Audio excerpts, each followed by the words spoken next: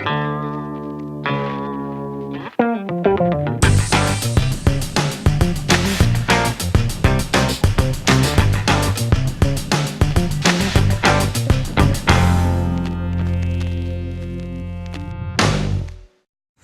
dudes, my homies and I are enjoying a little R&R. Seconds. Don't mind if I do. Oh, cake. Is that chocolate cake in there? Hey, look, if I'm even around chocolate, my eyes puff up, my tongue swells, and I keel over and die. And you should know that I'm allergic to chocolate. I'm allergic to you.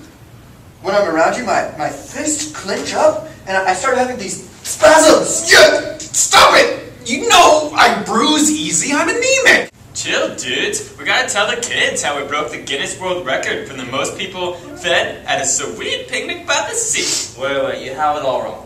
The feeding of the 1,000 happened first. That was the record. This time only 4,000 were fed. And we're actually not by the sea. We're in the mountains. Dude, I can see the sea from here. Hey, I can see my house. I can see the stone I stubbed my toe on last night. I hate sandals. You can actually see the sea because we're on top of the mountain, not because we're by the sea. Yeah, well, the seagull that just took off with your sandwich says that we're by the sea. Hey! Stellar. Anyway, it happened like this. So we were at the beach with Jesus, One of our favorite hangouts. when along came this totally ridiculous amount of people. Totally. So Jesus turned towards this mountain and heads up here. And even though everyone was having their crippled and blind relatives with them and kids and stuff, they just kept coming up the mountain. And they had kids with them too, I mean, crazy! Who knows what kind of wild animals are running around up here? Squirrel! Those have diseases too, you know, I'm serious. And people kept coming because Jesus kept healing them and stuff, and no one left because they were praising God for all the healing that was going on. This went on for days. Then Jesus came to us and said, I have compassion on these people. They have already been with me for 3 days and do not have anything to eat. I don't want to send them away hungry. I mean, they may collapse without food. And then Peter went and opened his big mouth, as usual. When me is James. What was it, me? Oh, well, then it's probably Andrew. So anyway, somebody stated the obvious and was like, where are we going to get all the bread to feed these people? And so, I mean, it's not like there's a Walmart down the street. There is no street. You should have seen Jesus' face.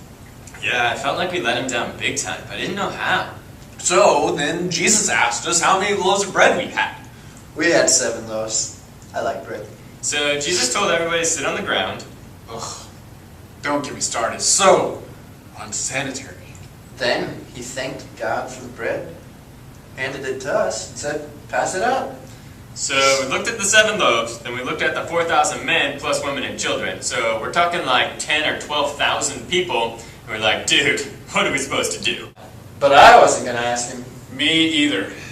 Yeah, me either. So we just took the bread and we tear off a hunk and we give it to somebody else and they tear off a hunk and then they pass it down. And then Jesus saw that we had some fish too, and so he gave thanks to God for them and passed those along as well. I kept expecting to hear people complaining they didn't get any, but as I looked around, people were just tearing off their share, pass it down. Everyone ate and ate, but those loaves just kept getting passed around. And finally, there were 7 baskets of leftovers. It was just like when Jesus fed the 5,000. There were only 5 loaves of bread and 2 fish, but we had 12 baskets of leftovers. I forgot about that. It was last week. I still don't know why Jesus was so disappointed in us. Jesus wants to leave now on the boat. Jesus, when he fed the 5,000, we suddenly left then too. People just kept following him, asking for more bread, but he just told them he was the bread of life. Oh yeah, I forgot about that. I like bread. What does the bread of life mean again? I don't remember. Let's go.